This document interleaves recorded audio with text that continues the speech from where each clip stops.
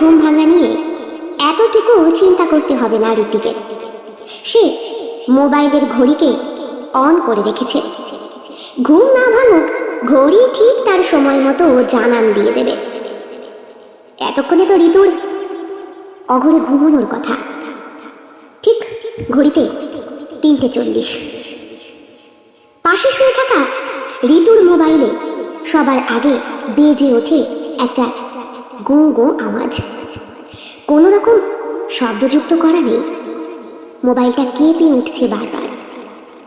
ঋতুর ঘুমটা ভেঙে যায়। বিছানা থেকে গুটিসুটি পায়ে সে উঠে যায়। সোফার ওপরেই তার নাইট গ্রাউন্ডটা খুলে রাখা, গায়ে কোনো রকমে জড়িয়ে একবার পেছন ফিরে তাকায় ঋত্বিকের দিকে। বেচারা অঘরে ঘুমোচ্ছে।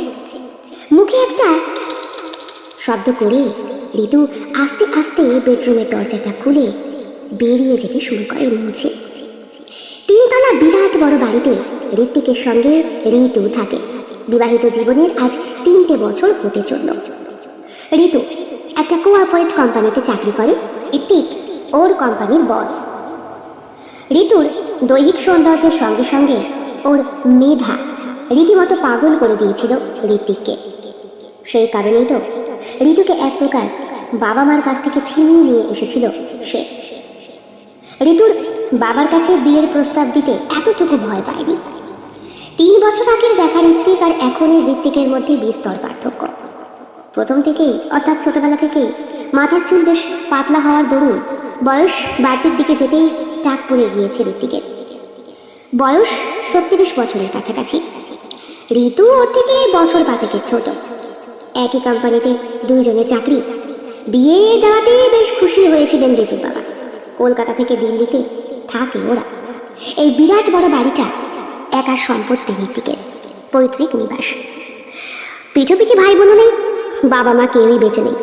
সুতরাং সকালবেলায় অফিসে বেরিয়ে রাত্রিবেলায় টুনাটুনি পাখির বাসায় ফিরে এসে দুইজনের মধ্যে লেপটে থাকে। কাজের মাসি শুক্লাদি মাঝে মধ্যে রান্না করে দিয়ে যায়, মাঝে মধ্যে বলে, দিদি আজ রান্না করো না, খাবার কিনেই খাবো। শুক্লাদির মায়ের মতো শাসন করে বলেন, অত বেশি বাইরের খাবার খাওয়া ভালো না, বলে দিলাম। হেসে উত্তর দেয় ঋত্বিক, কি করবো বলো, তোমার বৌমা যে খেতে পছন্দ করে। বৌমা খেতে পছন্দ করে তো বুঝি, বৌমা তো অনেক কিছুই পছন্দ করে, যখন থাকো না। হেসে দিয়েছিল সেই দিন কথাটা শুনে ঋত্বিক। বলেছিল, তাই আর কি পছন্দ করে গো? সে আমি বলতে পারবো না, নিজের বউকেই জিজ্ঞেস করো। শোনো বাপু, বাবা মাকে ছেড়ে এখানে এসে থাকো। তোমার মা ভরসা করে আমাকে তোমার সঙ্গে পাঠিয়ে দিয়েছে এত দূরে। আমি চাই সংসার জীবন তোমার সুখের হোক। সেই দিনও যদি মাসির কথা শুনে একটা বার জিজ্ঞেস করতো ঋত্বিক ঋতুকে বিষয়টা কি, জিজ্ঞাসা করা আর হয়নি। রাত্রে এই ফাঁকা বাড়িতে দুটো মানুষের নৈশব্দ ভেদ করে শীতকালের আওয়াজটা প্রত্যেকটা ফার্নিচারকে বারবার কাঁপিয়ে তোলে। প্রত্যেক দিন রাতে ভালোবাসা আদর চাই ঋতুর শরীরের প্রত্যেকটি অঙ্গ যখন স্পর্শ করতে শুরু করে ঋত্বিক, যখন ওর চুলের মোলায়ম পরশ তার আঙুলে মেশায়, চুলের সুগন্ধে তখন ঋত্বিকের মনটা মাতাল হয়ে ওঠে। ঋতুর চোখে গভীর মায়া আর আবেগ মিশে থাকে, যা ঋত্বিকের মনকে আরো বেশি গভীর করে টানে। ঋত্বিকের হাত ধীরে ধীরে ঋতুর গাল স্পর্শ করে। তার গালের কোমলতা আর উষ্ণতা ঋত্বিকের শরীরে এক অদ্ভুত কম্পন বইয়ে দিয়ে যায়। ঋতুর ঠোঁটের রং গাঢ় গোলাপি, আর তাদের সেই প্রথম চুম্বন, এই মুহূর্তের চুম্বনের সঙ্গেও যেন সমস্ত আবেগ মিলেমিশে একাকার। হাত ধীরে ধীরে ঋতুর গলার নিচে নামে, তার ঘাড়ের পাতলা ত্বক আঙুলের স্পর্শে কেঁপে ওঠে। ঋতুর কাঁধ মসৃণ ও কোমল, যেখানে ঋত্বিকের চুমু তার হৃদয়ে গভীর অনুভূতি জাগিয়ে তোলে। ঋতুর বুকের উত্থান পতন ঋত্বিকের স্পর্শে আরো গভীর হয়। তার বুকের প্রত্যেকটি স্পর্শে মিশে যায় তার সমস্ত অনুভূতি। ঋত্বিকের আঙুল ধীরে ধীরে ঋতুর পেটের দিকে নামে। পেটের কোমলতা আর উষ্ণতায় ঋত্বিকের মন গভীরভাবে আবদ্ধ হয়। ঋতুর কোমরের বাঁক ঋত্বিকের চোখে অদ্ভুত সৌন্দর্যের সৃষ্টি করে। তার কোমরের প্রত্যেকটি স্পর্শে ঋত্বিক অনুভব করে প্রত্যেক দিনই নতুন জীবনের শুরুর আনন্দ। ঋতুর পায়ের আঙুল থেকে শুরু করে উড়ু পর্যন্ত প্রত্যেকটি অংশ থরথর করে কাঁপে বারবার। আজও তার বিলম্ব হলো না। বেশ কিছুদিন যাবৎ ঋত্বিক লক্ষ্য করছে মোবাইলে টুংটুং অ্যালার্ম শব্দটা এখন আবার গুঁ গুঁতে পরিণত হয়েছে। যায় কোথায় ঋতু? 3 বছরের বিবাহিত জীবনে কোনোদিন ঋতুকে সন্দেহ করতে হয়নি ঋত্বিকের। যদিও মাসি কথাটা বছরখানেক আগেই জানিয়ে দিয়েছিল, তবুও না, ঋতুর মধ্যে পরকীয়ার কোনো বৈশিষ্ট্য ঋত্বিক খুঁজে পায় না। একসঙ্গেই তো অফিসে যায়, ওর সামনের টেবিলে বসেই ঋতু কাগজপত্র লেখা, কম্পিউটারে কাজকর্ম করে। ক্যান্টিনে লাঞ্চ টাইমে ওরা একসাথেই বসে, একই সাথে খালি করে ফেলে। আর রাতে তো দুটো মানুষ একই সঙ্গে, তাহলে ঋতু পরকীয়া প্রেম করার টাইমটা পায় কোথায়? তাই তো মাসির কথায় হেসে উড়িয়ে দিয়েছিল সে। কিন্তু রিসেন্টলি কেমন একটা সন্দেহের তীর প্রবেশ করেছে ঋত্বিকের মনে। যদি না পাশের বাড়ির ওই ভাড়াটিয়া কাকিমা একটু ইনিয়ে বিনিয়ে হিন্দিতে না বলতো, कैसे हैं आप? अच्छा है आप? बिल्कुल। आपकी पत्नी को देखा कुछ दिन पहले, वो सुपरमार्केट में एक आदमी खड़ा था, लंबा सा, छाती बहुत, सीना था उसका। वो आपका कोई रिलेटिव है क्या? হেসে দিয়েছিল ঋত্বিক। হতে পারে আমাদের অফিসের কোনো ক্লায়েন্ট, हो सकता है ऑफिस का कोई आदमी। ओ तो ठीक है, हमने कुछ और ही सोचा। देखिएगा जनाब, अपनी बीबी को अपने पास बांध के रखिए, दिखने में सुंदर है और आजकल की मॉडर्न लड़की, सास ससुर कोई भी नहीं है जिंदा, आप जरा देख के रहिएगा। কথাটা বলে ঘরে চলে গিয়েছিলেন সেই ভদ্র মহিলা। কাজকর্ম বলতে হোম মেকার তিনি, দুটো সন্তানের মা। সকালবেলা বাস এসে দাঁড়ানোর সঙ্গে সঙ্গেই কাক চিৎকারে ঘুম ভাঙে ঋতু আর রিতমের। মর্নিং স্কুল তো, তারপরে ওরা ওদের বোঝগাছ করে। হেসে ঋতু বলে, অ্যালার্ম দেওয়ার দরকার নেই, যা চেঁচায় এই মহিলা, অথচ সেই ঋতুই আজকাল অ্যালার্ম দিচ্ছে। সাব গাড়ি বাহার করো। হ্যাঁ করো। নতুন একটি ছেলেকে কাজে লাগিয়েছে রিতম। আজকাল একা একা গাড়ি চালিয়ে যেতে বেশ কষ্ট হয়। ছেলেটার নাম রনি। ওর নিবাস বলল তো কলকাতাতে, যদিও কলকাতার কোন এক ধূর অঁচপাড়া গ্রামের কথা বলল। কিছু কিছু জায়গা এখনো বোধহয় আধুনিক হতে পারেনি। ছোটবেলা থেকে বসবাস করা রিতম কলকাতা শহরকেই ভালো করে চিনতে পারে না এখনো, কারণ গ্র্যাজুয়েশন কমপ্লিট করতে না করতেই সে বিদেশে চলে গিয়েছিল পড়াশোনা করতে।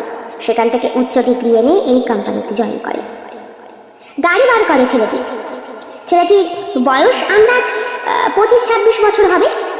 বেশ পরিপাটি চেহারা, তবে গায়ের রংটা একটু কালো, মাথা ঝাঁকড়া চুল, চাপ দাড়ি আর গোঁফ আছে। ঋত্বিক আর ঋতু ওরাই কয়েক মাস আগে জামা কাপড় পছন্দ করে কিনে দিয়েছিল মল থেকে। এই মহিলাটি বোধহয় সেই দিনের কথাই নির্দেশ করছে। ঋত্বিক ছেলেটির কাপড় কেনার সঙ্গে সঙ্গে নিজের জন্যও কিছু কিনেছিল। মহিলার কথায় খুব একটা কর্ণপাত না করে জিজ্ঞেস করে ঋত্বিক, মেম সাহেব কাহা হ্যাঁ? বউ তো সুবহ সুবহ নিকল গই। কি সকাল সকাল বেরিয়ে গেল? আজকে তো কোনো স্পেশাল মিটিং নেই। ও বলে হাসলো মনে মনে ঋত্বিক। আজ আমার জন্মদিন, বোধহয় কিছু একটা প্ল্যান করছে। অফিসে পৌঁছতে আজকে একটু দেরি হয়ে যায় ঋত্বিকের। গত রাতে ভালো করে ঘুম হয়নি, অ্যালার্ম দিয়ে রেখেছিল। সন্দেহ করেছিল ঋতুকে, কিন্তু যখনই অ্যালার্মের সাথে ঘুম ভেঙে বিছানায় নিজের পাশে হাত রাখলো, দেখলো ঋতু সেখানে নেই। অর্থাৎ সন্দেহের তীর স্পষ্ট। ওপর থেকে নিচে নেমে আস্তে আস্তে হঠাৎ দেখলো টয়লেটের সামনে আলো জ্বলছে, অর্থাৎ ঋতু এখানেই আছে। নিজেকে একটু সামাল দিতে এই সিঁড়ির ওপর উঠতেই যাচ্ছিল, এমন সময় এ কি, তোমারও বুঝি টয়লেটে টের পেয়েছে? যাও করে নাও। তুমি টয়লেটে গিয়েছিলে? হ্যাঁ, রাতে টয়লেট ছাড়া কোথায় যাবো বলো তো? ভালো করে দেখে নেয় ঋত্বিক, না, দরজা জানালা সব পরিপাটি করে আটকানো। শুধু শুধু সন্দেহ করছে, হয়তো প্রত্যেকদিন ভোরবেলায় এখন বাথরুমে যাওয়াটা অভ্যেসে পরিণত হয়েছে। যদিও কয়েক মাস আগেও এমন ছিল না, বছরখানেক আগে তো নয়। ঝরঝরে ফুরফুরে মেজাজে নিজের কেবিনে ঢোকে ঋত্বিক। দেখে ঋতু সেখানে বসে তীব্র মনোযোগ দিয়ে কাজ করছে। আজ আমার জন্মদিন, উইশও করলো না। থাক, বোধহয় স্পেশাল কিছু অ্যারেঞ্জ করছে আমার জন্য। আজকের রাতটা আমার কাছে আরও স্পেশাল। যদিও ঋতু, তুমি ছাড়া আমার কোনো রাতই স্পেশাল হয় না। বিয়ের পর তুমি আমাকে এমন বাঁধনে বেঁধেছ যে তোমাকে না ভালোবেসে সালা আমি ঘুমোতেই পারি না। একা একা হাসে ঋত্বিক। কিন্তু দুপুর গড়িয়ে বিকেল 4টে নাগাদ আজকে ঋতুর কাজের চাপ এতটাই বেশি, একবারও দেখা করতে পারেনি সে ঋত্বিকের সঙ্গে। এসে বলল, শোনো, আজকে একটু তাড়াতাড়ি বাড়ি যেতে হবে। কেন? তোমার সঙ্গে যেতে পারবো না। তুমি প্লিজ আজকে আমাকে ছেড়ে দাও। তাহলে অফিসের ভাষায় চিঠি লিখে নিয়ে এসো। ভালো লাগে না সবসময় এরকম ঠাট্টা। প্লিজ আজকে একটু যেতে দাও না বাড়ি, খুব দরকার। মনে মনে ভাবে ঋত্বিক, ঠিক আমার জন্যে কিছু সারপ্রাইজ প্ল্যান করছে। ঠিক আছে যাও, গাড়ি নিয়ে যেও। ঠিক আছে। সন্ধেবেলায় প্রচণ্ড বৃষ্টি হয়। একবারও ঋতু ফোন করে খোঁজ নেয় না ঋত্বিকের কাছে। ঋত্বিকের মনটাও আজকে বিরাট ফুরফুরে। সে মদের দোকানের সামনে দাঁড়িয়ে পছন্দের ওয়াইন কেনে ঋতু। আর ওষুধের দোকানেও একটু যাওয়ার দরকার আছে। জিনিসটা শেষ হয়ে গিয়েছে 2-3 দিন হলো। সেই কারণেই বোধহয় ঋতু আজকাল কাছে আসে না। আজকাল ঋত্বিকও নিজেকে সামলাতে পারে না। বয়স হচ্ছে তো, একবার ডায়াবেটিসটা চেক করাতে হবে। যতই হোক, নিজের কাজকর্ম মিটিয়ে ছাতা মাথায় দিয়ে একটা গাড়ি বুক করে ঋত্বিক। নিজের ঠিকানা বলে, আর সেই ঠিকানা অনুযায়ী গাড়ির ড্রাইভার পৌঁছে দেয় তার বাড়ির সামনে। বাড়ির কাছে আসতেই আর 5টা দিনের মতোই একটা ঘরে আলো জ্বলছে দেখে মনটা কেমন যেন বিষণ্ণ হয়ে যায় ঋত্বিকের। ভাবে, ইস, এতই কাজের প্রেশার। বুঝতে পারছি কয়েকদিন ধরে কোম্পানি খুব লসে যাচ্ছে, তাই বলে নিজের হাজব্যান্ডের জন্মদিনটা সেলিব্রেট করবে না? 3 বছর ধরে আমরা সংসার করছি, কোনো বছরই ওকে মনে করে দিতে হয়নি। ও ঠিক আমার বার্থডে উইশ করেছে, নিজে থেকে মনে রেখেছে। আজ আবার বিষণ্ণ মন নিয়ে দরজার কলিং বেল 2-3 বার চাপার সঙ্গে সঙ্গে একটা চিৎকারের শব্দ কানে ভেসে আসে। একটা চিৎকার নয়, অসংখ্য বন্ধু বান্ধব সম্মানিত ঘর অন্ধকার করে যেই আলো জ্বলে ওঠে, কেক, ফুল, বেলুন আর কত কি খাবারের দ্বারা ঋতু বলে, হ্যাপি বার্থডে মাই ডার্লিং। তোমার মনে ছিল? তোমার জন্মদিন আমার মনে থাকবে না? শোনো, যখন ফিরলাম তখন আমাকে রন্টি মনে করিয়ে দিল, মেম সাহাব কুছ খরিদিয়ে, আজ সাহাব কা জন্মদিন হ্যায়। ও কি করে জানলো বলো তো? ওহ, বোধহয় শুনেছিল। কেমন যেন একটু মনে হয় ঋত্বিকের। ড্রাইভার ছেলেটিও রয়েছে সেইখানে। আজ খুশির দিনে সকলের সাথেই শেয়ার করতে হয় নিজের জীবনটা। বন্ধু বান্ধব রীতিমতো উপহার দেয় বান্ধবীরাও। বাবা মা বেঁচে থাকলে মা হয়তো পায়েস করে খাওয়াতো, কিন্তু এখন ঋতুই সেই দায়িত্বটা নিয়েছে। ঋত্বিকের খুব পছন্দ গুড়ের পায়েস। এখানে পাওয়া যায় সারা বছরই, তবে দাম একটু বেশি। 1 চামচ পায়েস মুখে দিয়ে ঋতু বলে, এইটাও এনে দিয়েছে রন্টি, বুঝলে? সেই দিন রাতে অফিস পার্টিতে বন্ধু বান্ধব সকলে চলে যাওয়ার পর ঋতু বলে, তোমার জন্য স্পেশাল একটা গিফট আছে। কি? এই তো। একটা সুন্দর লাল রঙের নাইটি পরে ঋতু আসে। বলে, মাইনে তুমিও পাও আমিও পাই, কিন্তু টাকার গিফটটা তোমার পছন্দ না, তাই এই গ্রাউন্ডটা নিজের জন্য কিনেছি। কেমন হয়েছে? হঠাৎ করে আজকে ঋত্বিক বলে, আজ থাক ডার্লিং, শরীরটা ভীষণ টায়ার্ড, ভালো লাগছে না, কেমন যেন মনে হচ্ছে। 2-3 দিন ধরে এরকম হচ্ছে, জানো তো। 2-3 দিন নয় ডার্লিং, 8 দিন হয়ে গিয়েছে। আমি হিসেবে রাখি। ও, কষ্ট পাচ্ছ? পাবো না। তুমি আমার হাজব্যান্ড, তুমি আমার ভালোবাসো না? তুমি জানো না তুমি আমাকে চুমু না খেলে আমার ঘুম আসে না? জেগে ওঠে পুরুষ সত্তা। ইচ্ছের বিরুদ্ধে গিয়ে স্ত্রীকে কাছে টানেও। বলে, 1 মিনিট, ব্যাগের ভেতরে কন্ডোমের প্যাকেটটা আছে, নিয়ে আসি। না, আজ ওসব নয়, এবার আমি মা হতে চাই। পেটে হাত রেখে চোখে চোখ রাখে ঋত্বিকের ঋতু। ঋতুর চোখে হারিয়ে যায় ঋত্বিক। ওর ঠোঁটে নিজেকে ডুবিয়ে দিয়ে বলে, আমারও কতদিনের ইচ্ছে ছিল। তুমি যেহেতু তৈরি ছিল না মানসিক দিক থেকে, তাই। কিন্তু আমি তো রেডি। এখন আমরা মিশতে পারি খোলামেলা ভাবে। শোনো, আমি প্রেগনেন্ট হলে কিন্তু আর চাকরি করবো না। তুমি পারবে না আমার ভার বহন করতে? নিশ্চয়ই। এমন পুরুষ মানুষ নই আমি যে নিজের স্ত্রী আর সন্তানকে খাওয়াতে পারবো না। বিছানায় ঝাঁপিয়ে পড়ে দুটো দেহ। বহুদিন পর আজ সম্পূর্ণ ফ্রি ভাবে নিজের স্ত্রীর গহ্বরে নিজেকে উজাড় করে দিতে কুণ্ঠা বোধ করে না ঋত্বিক। রাত বাড়ছে, ঘুমের গভীরতাও বাড়ছে। আচমকা মোবাইলে আবার গো গো শব্দ। ফোনটা আজকে রিসিভ হয়েছে। হ্যালো, হ্যাঁ, এখনো ঘুমাইনি, আমি পরে জানাচ্ছি। কে? ওহ, কেউ না। তুমি ঘুমোনি? না, মানে মাথাটা খুব যন্ত্রণা করছে, বুঝলে। শ্যাম্পেনটা খাওয়ার পর থেকে এমন হচ্ছে। বারবার বলি ওসব কেউ না, ব্লাড টেস্টটা করাও। টয়লেটে যাবে? হ্যাঁ যাবো। তুমি তাহলে আগে সেরে এসো, তারপরে আমি যাব। ঠিক আছে। টয়লেটে গিয়ে ঋত্বিক বুঝতে পারে ঘরের বাইরে বেরোনোর সঙ্গে সঙ্গেই ঋতু কাউকে একটা ফোন করছে। কিন্তু এতটাই আস্তে কথা যে ঋত্বিক দরজায় কান পেতেও শুনতে পারে না। যাও ঘুরে এসো।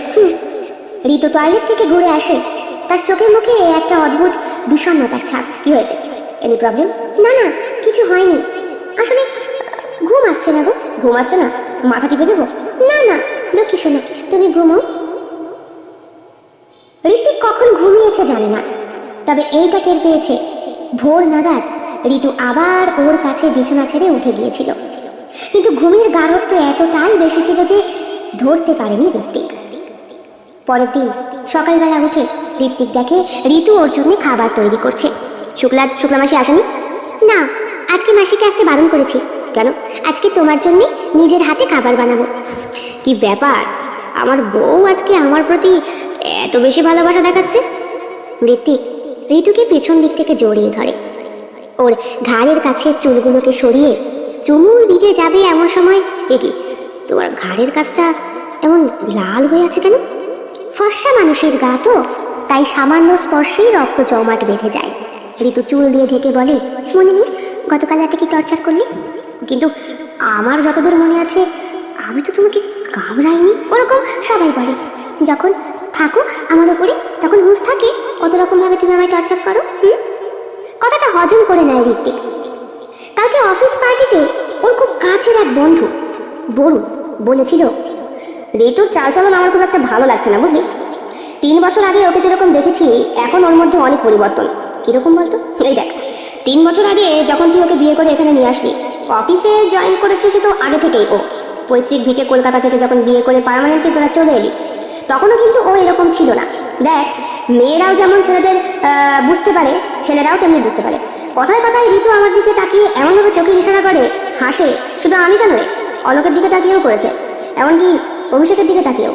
আমরা আলোচনা করছিলাম, আমাদের বউকে বলার পরে তারা বললো ওনাকে খুব ফ্র্যাঙ্কলি মিশতে পছন্দ করে। কিন্তু কই, শর্মিষ্ঠাকে কখনো দেখেছিস তোর দিকে ওইভাবে তাকিয়ে হাসতে? বরং শর্মিষ্ঠার ওই গোমরা মুখ দেখলে মাঝে মাঝে আমারই ঝালা বিচি মাথায় উঠে যায়। এমন করে কেন বলছিস? ভাই সন্দেহ হচ্ছে বলেই বলছি, তোর বউটাকে একটু চোখে চোখে রাখ।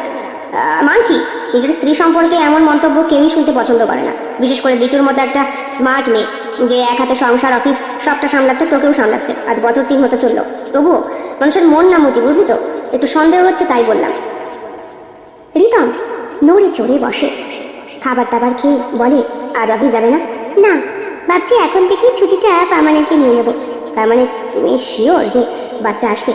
Absolutely sure. যেভাবে কালকে তুমি আমি আদর করলে আমি তাতেই বুঝতে পেরেছি এবার আমার বেবি বাম্প হবেই হবে। দেখো, পুটপুটি সুন্দর একটা সন্তান হবে, ঠিক আমার মতো। আমার মতো নয় কেন? বাড়ি আমার মতো দেখতে হলে বুঝি কোনো আপত্তি আছে? এর মধ্যে এ ঘরে রনটি আসে। মাঝে মধ্যে রনি বলেও ডেকে ফেলে ঋত্বিক ওকে। এ কি, তুমি এখানে? मैम साहब माफ कर दीजिए, साहब ऑफिस नहीं जाएंगे क्या? हाँ जाएंगे, যাও বাহার নিকলো। লক্ষ্য করে ঋত্বিক একবার ঋতুর দিকে তাকিয়ে একবার রন্টির দিকে তাকিয়ে। দুটো মানুষের চোখের চাউনির মধ্যে কোনো স্থিরতা নেই, একটা অস্থির মনঃসংযোগ। তাহলে কি ঋতু শেষ পর্যন্ত এই বছর 25-26-এর বাচ্চা ছেলের সঙ্গে পরকীয়ায় মজেছে? রাত হলে কি তাহলে এর সঙ্গে দেখা করতে আসে? মাথার মধ্যে সব কিছু কেমন যেন ঘোরপাক খেতে শুরু করে দিয়েছে অলরেডি ঋত্বিকে। গাড়ি নিয়ে কোনো রকমে সে বেরিয়ে যায়। अच्छा एक सवाल पूछूं? जिज्ञेस करे सে রন্টিকে। हाँ साहब पूछिए। तुम्हारा भाभी आज काम पे नहीं आई है, तो तुम एक काम करोगे, मुझे यहाँ ऑफिस में पहुँचा कर तुम घर चले जाओ और भाभी का देखभाल करना। वो तो मेरा ड्यूटी है साहब, भाभी का देखभाल करना मेरा ड्यूटी है, वो काम मैं बखूबी निभाऊंगा। কথার মধ্যে কেমন একটা অসঙ্গতি আছে না? মনে মনে ভাবে ঋত্বিক। না, বিষয়টা বোধহয় হাতের বাইরে বেরিয়ে যাচ্ছে, একটু নজরে নজরে রাখতেই হবে মেয়েটাকে।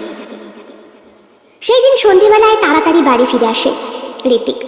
ভেবেছিল হয়তো হাতে নাতে কিছু একটা ধরতে পারবে, কিন্তু যথেষ্ট চালাক ঋতু, তাকে অত সহজে কাবু করা যাবে না। অবশ্য নিজের দিক থেকেও তো ঋত্বিক শিওর না আদেও ঋতু কারোর সঙ্গে লাইন মারছে কিনা, আর সেই পাত্রটি ড্রাইভার কিনা। রাত্রে অল্প কিছু খাবার খেয়ে মাথা ব্যথার অছিলায় বিছানায় শুয়ে পড়ে ঋত্বিক। কিছুক্ষণ পর ঋতু এসে শুয়ে পড়ে। আজকে নিজের সঙ্গে করে একটা গাঢ় তরল পদার্থ কিনে এনেছে ঋত্বিক। এই তরল পদার্থটি ব্যক্তির যে কোনো স্থানে লাগিয়ে দিলে, তার উপরে লেজার লাইট প্রয়োগ করলে সেই ব্যক্তির চলন বলন ছাপ স্পষ্ট বোঝা যায়।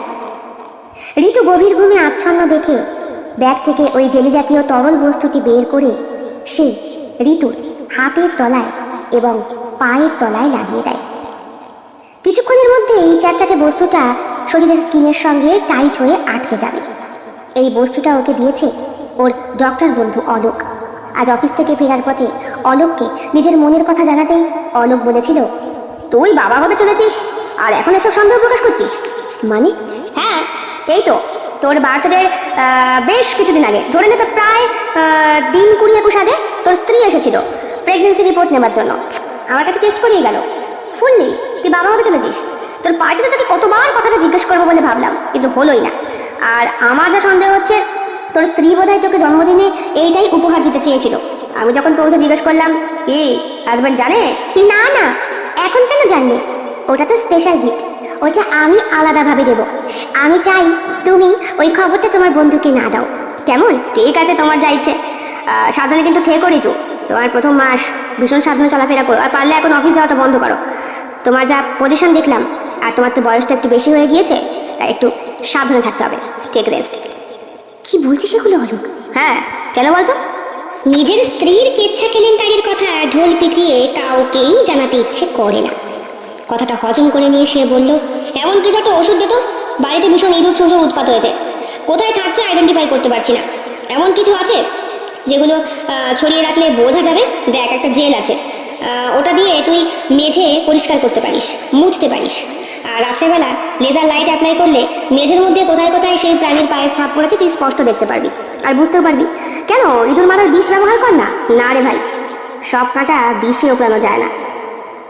লিখে নিয়েছিল প্রেসক্রিপশনে। তারপর ফার্মেসি থেকে ওষুধটা নিয়ে চুপচাপ বাড়ি। ঋতুর পায়ে হাতে লাগাতেও বেশ খারাপ লাগছে ওর, তবে বাচ্চাটা যে ওর না, সেইটা ওর সম্পূর্ণ শিওর।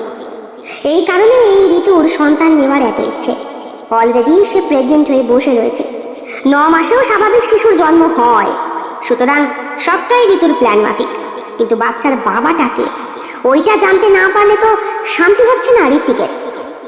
রন্টিকে কাজে লাগিয়েছে মাত্র মাস 6 হয়তো হয়েছে।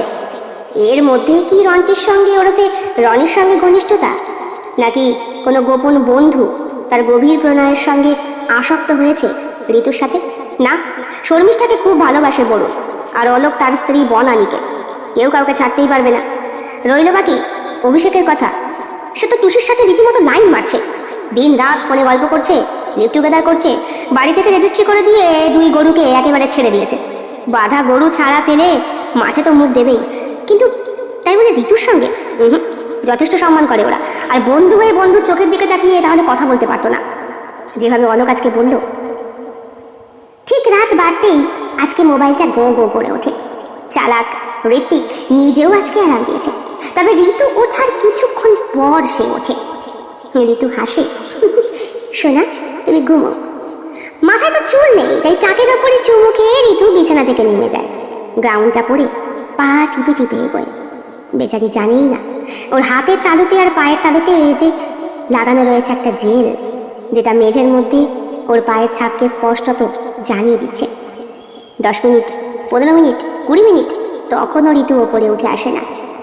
ঋত্বিকের কিন্তু ইচ্ছে করছিল না নিজের স্ত্রীর গোপন লীলার ফাঁস করতে, তবু আজকে ওকে বেরোতেই হবে। হাতে লেজারটা নিয়ে মনকে শক্ত করে ঋত্বিক ঘর থেকে বেরোয়। ওপরে 3 তলায় কোনো ঘরেই নেই ঋতু, নিচের তলাতেও নেই, এমনকি মাঝের তলাতেও নেই। টয়লেটে, কিচেনে কোথাও নেই। ঘরের মেন দরজাটা হাট করে খোলা, আর মেন দরজা পেরিয়ে গেলেই গ্যারেজ পড়ে। গ্যারেজের বাইরে ওদের মেন গেট। গ্যারেজে 3টে গাড়ি রাখা আছে। একটা গাড়ি সেই মান্দারটা আমলের, যেটা ঋত্বিকের বাবা চালাতেন, আর একটা গাড়ি ঋত্বিকের মায়ের পছন্দের কেনা গাড়ি, প্রথম স্যালারিতে কিনেছিল। আর এইটা নতুন, এইটা চালাতে গিয়েই সেই দিন অ্যাক্সিডেন্ট করছিল ও, যেই কারণে ডেকে আনা হয়েছিল রন্টিকে সেই বস্তি এলাকা থেকে। ভয়ে ভয়ে এগোচ্ছে ঋত্বিক, জানে না আজকে কি দৃশ্য দেখতে পাবে। যেই দৃশ্য দেখতে দেখতে স্বামীরা যাকে বলে অসহ্য হয়ে উঠেছে, সেই নিজের স্ত্রীর শরীরের ওপরে আর একটা পুরুষকে, না হলে আর একটা পুরুষের শরীরের ওপরে রীতিমতো হুজ্জুতি করছে তার স্ত্রী। গ্যারেজের ভেতর ঢুকে টর্চের আলো ফেলার সঙ্গে সঙ্গেই ঋত্বিক সেই চিরাচরিত দৃশ্যটি দেখতে পায়। এ কি, তুমি তুমি এখানে? দেখো না, দেখো। এ কি, কি হয়েছে ওর? রন্টির মাথা ফেটে গিয়েছে, রক্ত বেরোচ্ছে টপ টপ করে। কি করে হলো? সাহাব, গির গয়া থা। কোথায়? সাহাব, টয়লেট মে। হ্যাঁ, বাইরের বাথরুমে পিছলে পড়াটা খুব স্বাভাবিক বিষয়। ছমাসে নমাসে একদিনও পরিষ্কার করা হয় না, শ্যাওলায় পিচ্ছিল। গ্যারেজেই থাকে এই ছেলেটা, যদিও খাওয়া পড়ার কোনো অভাব রাখে না ঋত্বিক। ঋত্বিক বলে, কি করে বললি? কি জিজ্ঞেস করছো? মাথা থেকে রক্ত বেরোচ্ছে, গাড়িটা বার করো। তুমি কি করে এখানে এলে? আরে বাবা, আমি তো শব্দ পেয়ে এলাম, টয়লেটে গিয়েছিলাম, ধূপ করে শব্দ পেয়ে দৌড়ে আসতে গিয়ে দেখি তুমি দৌড়িয়েছো কেন? তোমার পেটে না বাচ্চা? হ্যাঁ, সে না হয় বাচ্চা, কিন্তু ঋতু অবাক হয়ে তাকিয়ে থাকে ঋত্বিকের চোখের দিকে। চলো গাড়ি বার করি। ঋত্বিক গাড়ি বার করে তার ড্রাইভার সঙ্গীটিকে নিয়ে বেরিয়ে পড়ে। হাসপাতালের কাছাকাছি পৌঁছাতেই অলোককে সে ফোন করে, কারণ হাসপাতালের মেন ডিপার্টমেন্টে সে আছে। অলোক এসে নিয়ে যায় রন্টিকে, মাথায় ব্যান্ডেজ ট্যান্ডেজ করে দেয়। এমার্জেন্সি অনেক ডাক্তার এখানে রয়েছে। কি করে হলো বলতো? বললো নাকি টয়লেটে পিছলে পড়েছিল, তাই অনেক রক্ত বেরিয়ে গেছে। ঋতু কোথায়? বাড়িতে। বাড়িতে মানে? ওকে নিয়ে আসিসনি? না। ও, আমার মুখ ফসকে বেরিয়ে গেছে রে ওর প্রেগনেন্সির কথা। মানে তুই জানতিস না ও প্রেগনেন্ট? নিজের বউয়ের কথা কি বলবো বল, কার পাপ বহন করছে সেও জানি না, আর এখন ফেলতেও পারবো না। খুব ভালোবাসি তো। অলোক অবাক হয়ে তাকিয়ে থাকে ওর দিকে। তুই এখন বাড়ি যা, বাড়ি যা। তোর ওকে, ওর কাছে থাকাটা এখন বিশেষ করে দরকার। তুই এত কিছু বড় অলোক বলছিস, ওই স্ত্রীর পাশে আমায় থাকতে কি কর্তব্য করবো ওর প্রতি আমি? সারা জীবন ওকে ভালোবেসে গেলাম, ওর জন্য চিন্তা করে গেলাম, বিনিময়ে ও আমায় কি দিল? পরকিয়া? হ্যাঁ, সেক্স এতটাই মূল্যবান যে আমি থাকতে অন্য পুরুষের সঙ্গে? দেখ, তুই হয়তো খারাপ ভাবছিস, হয়তো বাচ্চাটা তোরই। কি করে পসিবল হয় অলোক? আমি সবসময় প্রোটেকশন নিয়ে কাজ করি। আমার জন্মদিনের দিনও নিজে আমাকে বললো ও এবার আমার সন্তানের মা হতে চায়। সেই দিনই ফার্স্ট। এখন 1 মাস হয়নি, মাত্র 3 দশক হয়েছে। এর মধ্যে কখনো জানতে পারা যায় প্রেগনেন্সির কারণটা? অলোক তাকিয়ে রয়েছে ওর দিকে। চল তোকে বাড়ি পৌঁছে দিই, বুঝলি? চল। তুই কোথায় ছিলি বলতো? পাল্টা প্রশ্ন করে ঋত্বিক। আমি কোথায় ছিলাম মানে? মানে হাসপাতালে যখন আমি আসি তুই কোথায় ছিলি? ও, আমি তো নাইট ডিউটিতে বেরিয়েছিলাম। নাইট ডিউটি মানে? আরে ফোন এসেছিল একটা এমার্জেন্সি, সেখানে গিয়েছিলাম। কেন? না, আমি এসেই তোর খোঁজ করেছিলাম রিসেপশনে, তাই। এখন তো পেয়ে গেছিস। আর রন্টি ভালো আছে, বিপদমুক্ত আছে, তবে ওর সেন্স ফিরতে 3-4 দিন সময় লাগবে, মানে পুরোপুরি সুস্থ হয়ে বসতে। ঠিক আছে, চল তাহলে।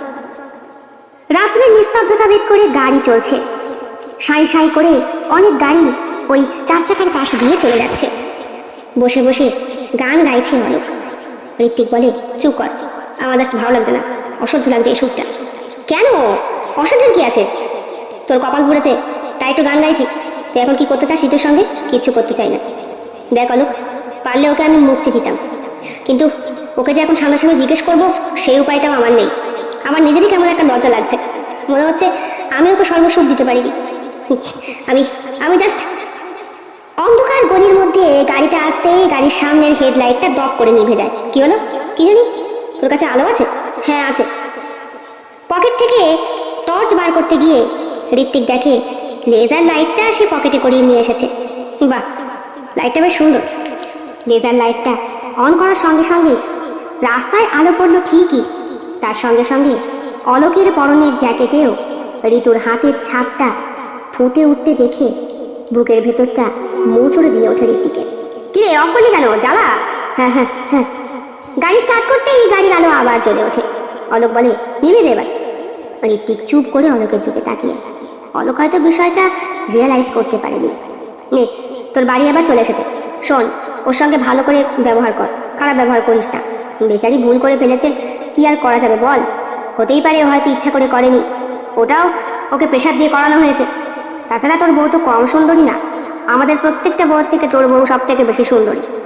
বরুণের বউটাও খুব একটা খারাপ না, তবে শর্মিষ্ঠা তো কথাই বলতে চায় না, সিংহ রাশি। আর আমার বউটাকে তো দেখেছিস, একটা গোদা হাতি, কিছুতেই কিছু করে ভালো লাগে না। একমাত্র তুই পেয়েছিস স্মার্ট, সুন্দরী, সেক্সি একটা বউ।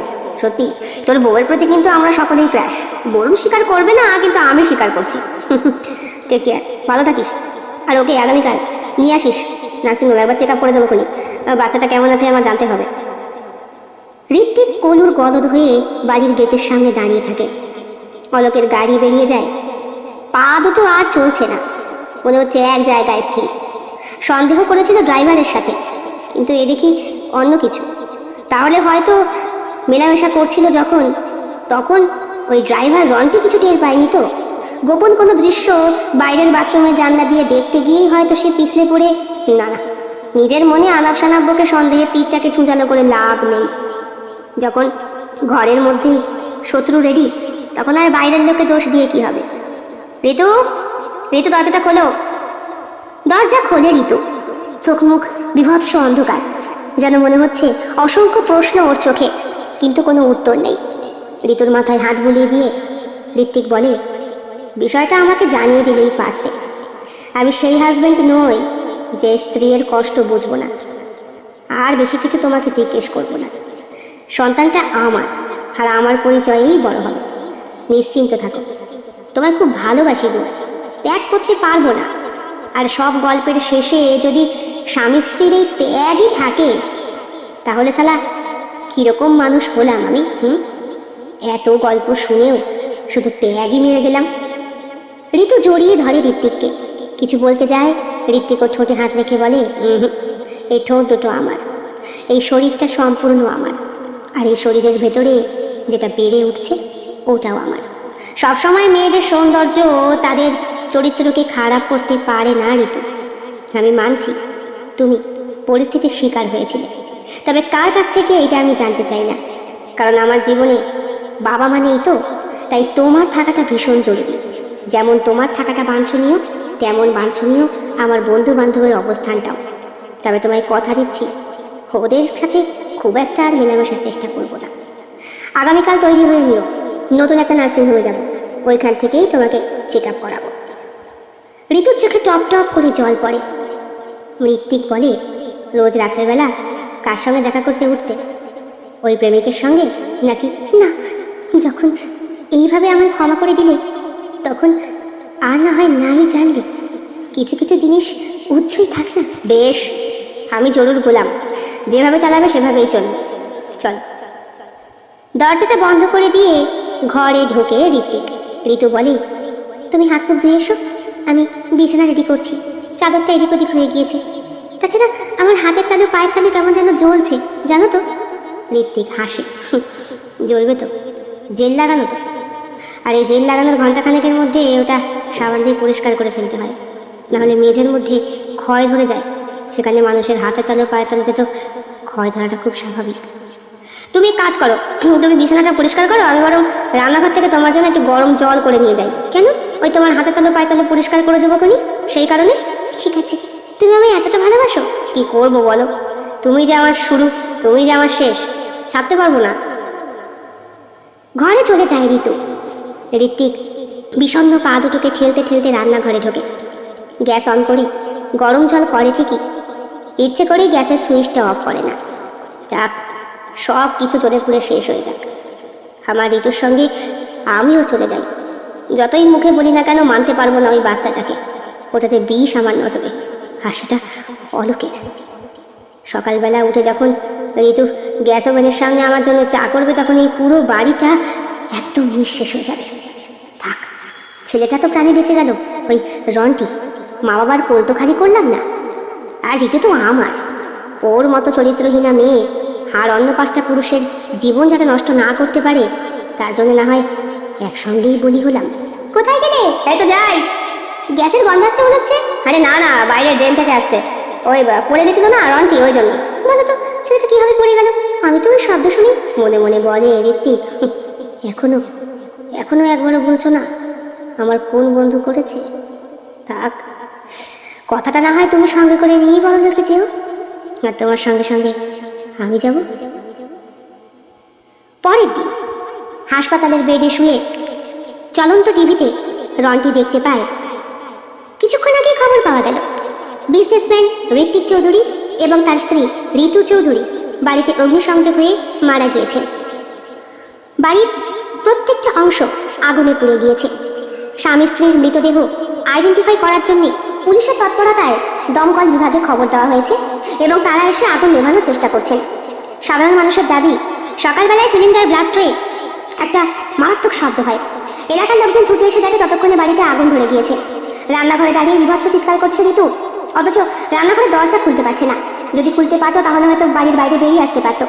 গ্যারেজে আগুন লেগেছে অনেক পরে। তবে ঋত্বিক কোথায়? সেও কি মারা গেছে? এই খবরটা এখনো আমরা জানতে পারিনি।